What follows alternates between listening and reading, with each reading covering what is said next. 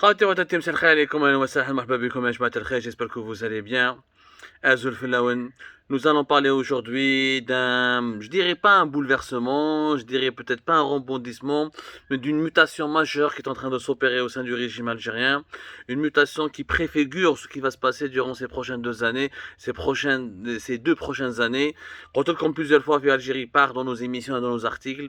2024 arrive dans 2 ans, et à partir de 2022, il y aura des manœuvres, il y aura des mutations, il y aura des changements, il va y avoir des repositionnements qui seront calculés, déterminés par les enjeux de 2024, à savoir la succession de Abdelmajid Tebboune. Est-ce que Abdelmajid Tebboune fera un deuxième mandat? Est-ce qu'il sera capable d'aller jusqu'au deuxième mandat? Est-ce qu'il sera capable de fédérer autour de lui l'ensemble des composants du régime algérien pour s'assurer le pouvoir et pour rester encore au pouvoir? Est-ce qu'il va y avoir un nouveau poulain qui va lui prendre le pouvoir? Est-ce qu'il y a un président qu'on est en train de préparer pour lui succéder? Tous ces éléments vont nous hanter durant ces 2 prochaines années, et tout indique qu'il y a des mutations qui ont commencé au sein du régime algérien. La première de ces mutations, ce n'est pas la première, parce que depuis la mi du mois août, il y avait un méga scandale de complot contre la sécurité nationale qui était orchestré essentiellement par des officiers du renseignement militaire et extérieur pour essayer de tenter de renverser Tebboune en 2024 et le remplacer par un nouveau président. On en a parlé, revoyez les émissions, les articles d'Algérie partent, les émissions récentes, les articles récents d'Algérie partent. Aujourd'hui, nous venons de confirmer que le général-major Mohamed Jebbar sera promu prochainement à la tête de la DDSE, à savoir la Direction de la documentation de la sécurité extérieure, qui est le renseignement extérieur, c'est-à-dire le service de renseignement algérien qui s'occupe de tout ce qui est la gestion des ambassades à l'étranger, de l'espionnage à l'étranger, du recueil de l'information, de la surveillance à l'étranger pour protéger la sécurité nationale et les intérêts suprêmes de la diplomatie algérienne ou les intérêts de l'État algérien à l'étranger. Le renseignement extérieur de la DSE qui est dirigé depuis pratiquement ce août, depuis pas longtemps, par le général-major Abdelghani Rajdi, qui était lui à la tête de la DGSI, la Direction générale de la sécurité intérieure, depuis avril 2020 jusqu'à récemment août 2022. Il ne va pas rester longtemps dans son poste, et son départ il est interprété par plusieurs sources et qui suscite une véritable polémique. Alors, moi, ce n'est pas clair. Ce n'est pas clair, ya jama'a, parce que, je veux juste vous chercher les dates. Rappelez-vous que fin juillet plutôt. Fin juillet, il y avait un jeu de chaises musicales.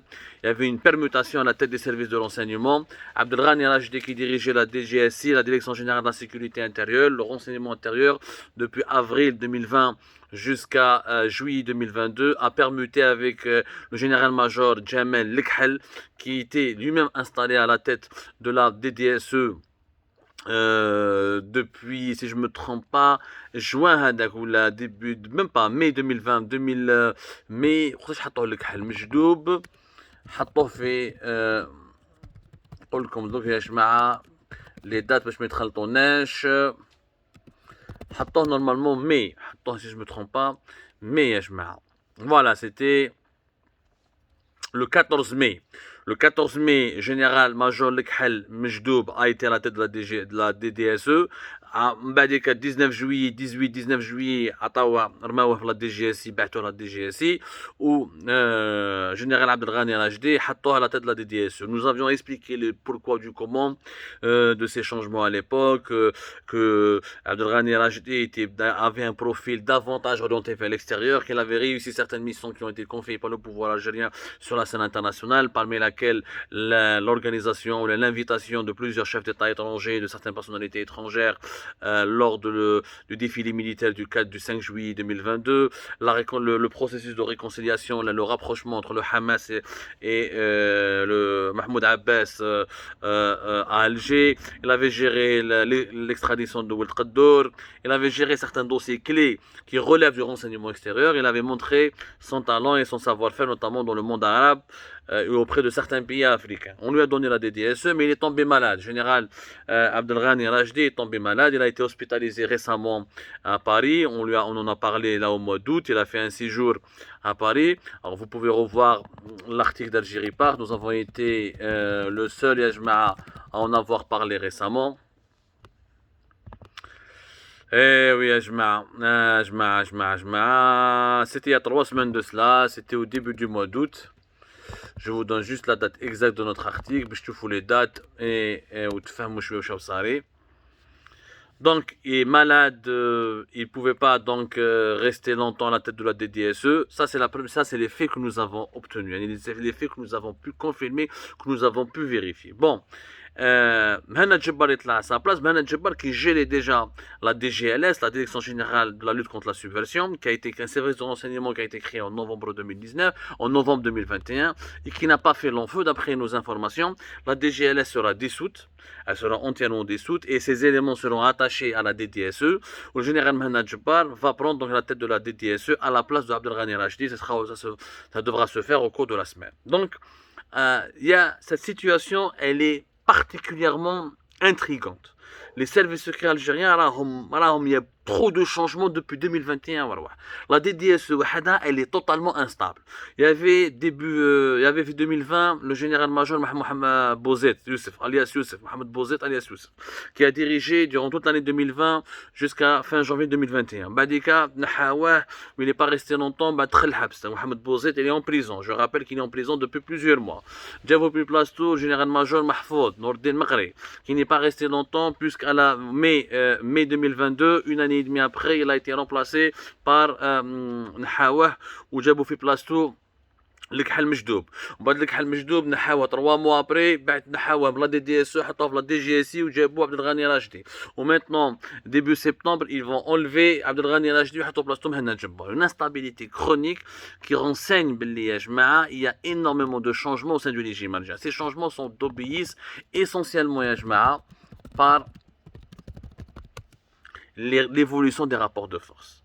L'évolution des rapports de force au sein du régime algérien. La situation elle est très très compliquée. Le renseignement extérieur, déjà, plusieurs de ces officiers, comme le colonel Hossein Boulahia, qui a été relâché de la caserne Antal après avoir été maintenu en garde à vue pendant 3 jours minimum, le lieutenant-colonel Tariq Amirat, qui a été emprisonné, le commandant Abdrahman, qui a été emprisonné, Asia, qui a été l'ex-chef de bureau de sécurité de la DDSE au niveau du consulat d'Algérie, consulat général d'Algérie à Paris, elle a été emprisonnée, Yetani. La DDSE, elle est complètement bouleversée. Le général-major Mohamed Bouzid, rappelez-vous, Youssef, qui est en prison depuis septembre 2021. La DDSE, elle est complètement instable, elle est aplatie, il y a plein de problèmes. Donc Mohamed Jebbar va hériter d'un service de renseignement qui est complètement miné par les dysfonctionnements. Ouli Abdelghani Rachdi a essayé de le redresser au Makdarch en raison de sa maladie, entre autres, mais selon d'autres sources, en raison de il aurait subi des pressions. Soit d'après certaines sources, il s'entend pas très bien avec Saïd Chengriha, le puissant chef d'état-major de l'ANP, qui ne veut plus de lui à la tête d'une agence des services de renseignement et qui a réclamé sa tête depuis de longs mois. Et d'ailleurs, il devait être dégagé de la DGSI pour être admis à la retraite. Tebboune a voulu le garder à la DDSE. Maintenant, qu'est-ce qui va devenir Abdelghani Rachdi? Il y a 2 hypothèses. La première hypothèse, elle dit qu'il est malade, il sera admis à la retraite, il va disparaître du radar. La deuxième hypothèse, que Tebboune ne compte pas l'abandonner, ne compte pas le mettre, le jeter dans les oubliettes, et qui sera rappelé en fonction, et qui n'est pas aussi gravement malade qu'on le pense, et qui pourrait être le prochain coordinateur des services secrets algériens. Un poste qui est vacant, et je vous le rappelle, depuis mai 2019. Depuis avril 2019, date du limogeage de Béchir Tartag et de son emprisonnement en mai 2019, les services secrets algériens n'ont pas de coordinateur, n'ont pas de patron. C'est une situation inédite. Alors, 3 ans après, il y a toujours, pratiquement 4 ans, les services secrets algériens n'ont pas de patron. Donc, il y a une situation qui est vraiment inquiétante au sein du régime algérien, qui est inquiétante pour l'Algérie, sa sécurité nationale, instabilité chronique, guerre de clans incessante, des emprisonnements qui sont permanents et incessants, pas de patron au niveau des services qui sont très divisés. Rahi, mkhalta, tchouka. L'arrivée de Mohamed Jebbar, elle pourrait stabiliser la DDSE, elle pourrait permettre à la DDSE de revenir sur les devants de la scène, d'autant plus que Mohamed Jebbar n'est pas n'importe qui. Mohamed Jebbar est l'un des classiques du système militaire algérien, il est l'un des piliers de l'institution militaire algérienne. Mohamed Jebbar, je le rappelle, originaire de Tizi Ouzou, il a dirigé la DCSA de 1995 jusqu'à 2013. Il était l'un des lieutenants les plus fidèles du général Toufir. Il était l'un des symboles de la puissance de l'ex-DRS, de l'ex-appareil sécuritaire qui est DRS.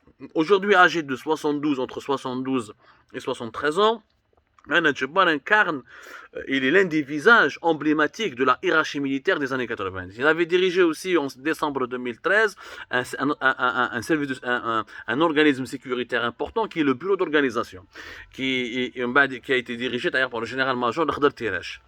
Mohamed Jebbar en 2014 il y avait même un fort lobbying pour que Mohamed Jebbar accède, pour que Mohamed Jebbar remplace le général Toufiq à la tête du DRS avant que Gaï Salah et Bouteflika ne lui barre définitivement la route et l'exclut du pouvoir.